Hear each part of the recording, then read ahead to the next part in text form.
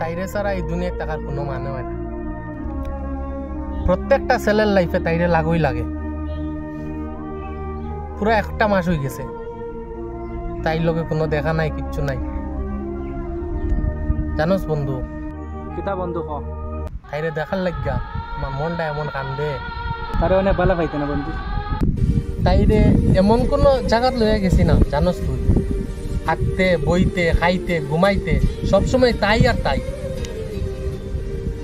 তাই আমার পুরো রক্তার লগে রক্তের শিরায় সে মিশে গেছিল।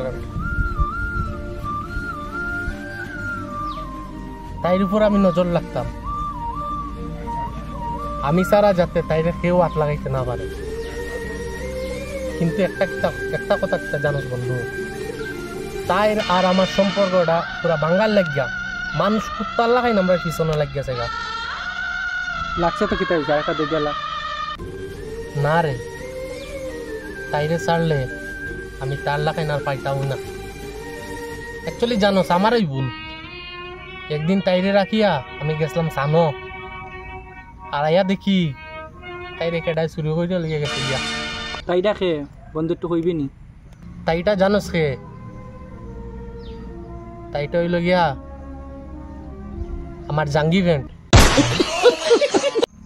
হেটার ফুট অত সময় তো ডাইলগ শুনতে আসি, মনে করি তোর গার্লফ্রেন্ডের কথা।